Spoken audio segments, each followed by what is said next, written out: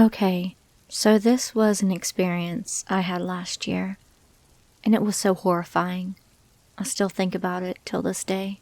So I live in a rural town in Florida, and one night I was driving home from my friend's house who lives about 10 minutes outside of said town in the middle of nowhere. It was very late, maybe 1 to 2 a.m., and it was storming, like pouring rain, heavy wind, thunder, and lightning.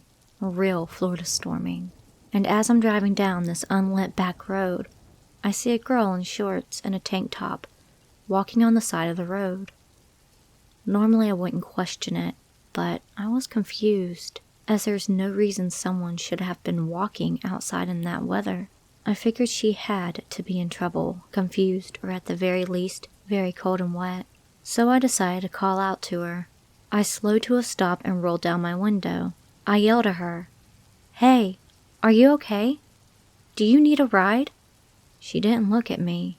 She just stopped walking and froze, looking down at the ground with her hair covering her face. I got a weird feeling. I once again said, "Are you okay?" And she finally turned to look at me. And what I saw was horrifying. She had 2 huge black holes where her eyes should be. Not like empty sockets, but dark, deep holes. No nose, and a huge, open, gaping mouth in the shape of a frown. No teeth or tongue or lips, just an open mouth.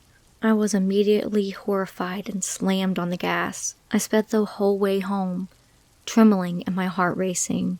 I felt on edge all night. I tried to explain it away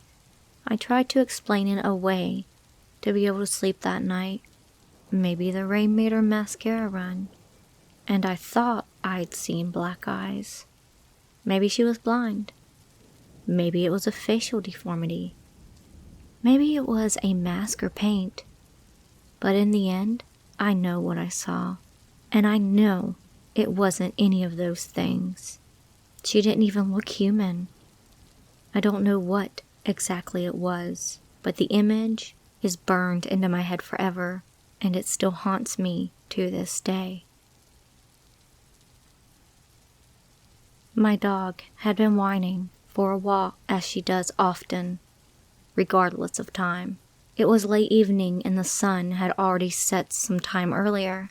I leashed her and slowly, quietly, I opened the front door to the darkness and cool air outside. We stepped out onto the porch and began to walk down the front steps, underneath the shadows of bare branches cast by a dim street light. As we did, the porch light of the run-down house across the street turned on. My dog began to sniff the plants and around the path to the sidewalk, so I waited for her. I wondered if the light had an overly sensitive motion sensor, and we had somewhat triggered it. However, the light turned off no more than 10 seconds later, so perhaps a small creature had triggered it as it passed. My dog finished her smelling of things, and we went down the walkway. We had just reached the sidewalk when I noticed a strange shadow in the door of that old house. A silhouette, perhaps a man, staring in my direction. I looked away and briefly wondered if he had been the one to turn on the light, only to turn it off again when he saw me. We walked westward, down the sidewalk and into the direction of 5th Street. We went at a rather slow pace. My dog is old and hasn't walked at a normal pace in some time.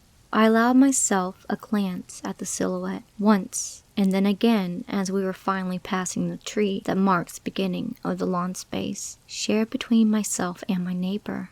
As I looked around that tree, I watched the figure shift slightly, and I realized it appeared to have been watching me the entire time I'd been outside. I quickly averted my gaze and stared at my neighbor's house on the right, that which we were beginning to pass. I didn't look at the man again and continued down the way, hoping I wasn't too obvious in my observance and fearing what I didn't know and couldn't see. When I was maybe 16, I used to go on long walks with my best friend, both females. We lived about an hour away by foot from each other and walked the distance multiple times. One evening, we went to her place, but thought of maybe walking around the neighborhood to chill and talk. My foot was hurting a bit, and it was already dark, so we thought of making the walk short.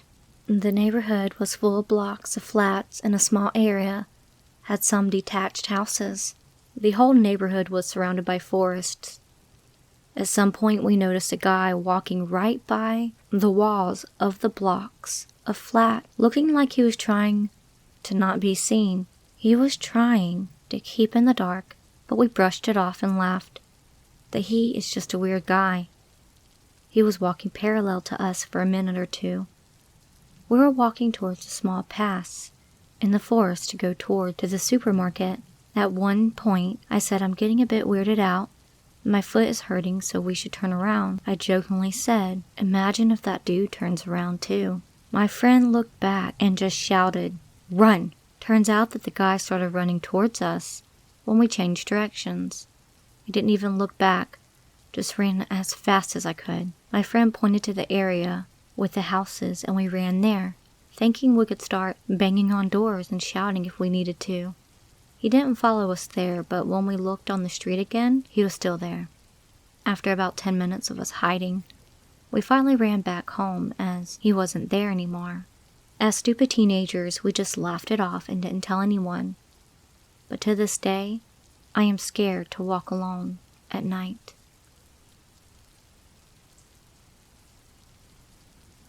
When I was 11, my grandparents came over to visit us. They gave us some money and told us to go to the local gas station to buy some Slurpees and ice cream. My younger siblings wanted to stay with our grandparents, so I had to go get ice cream alone. I went to the gas station, got my ice cream, and I was walking back to my neighborhood. I turned around and saw a really strange guy. He had brown hair, blue eyes, a broom mustache, and he was wearing a royal blue t-shirt, long black pants, and a fluorescent yellow jacket despite it being the middle of the summer. I took note of him and continued to walk back home, but when I quickly realized he was following me, I was very stressed and I didn't really know what to do. That's why I decided to run home. I remember turning a corner and realizing he had gone. I was catching my breath when I turned and looked at the house I had just passed. I saw him staring at the house before charging at me like an angry bull. I was terrified and started sprinting in the direction of my house. Out of the corner of my eye, I saw my dad's friend's car pull out of the driveway, and that's when the guy started running out of the neighborhood. Dad's friend asked if I was okay and offered to drop me home at my house. I don't think the guy was trying to hurt me. I think he was just looking for some kids to scare. It's still quite creepy knowing some people are like this.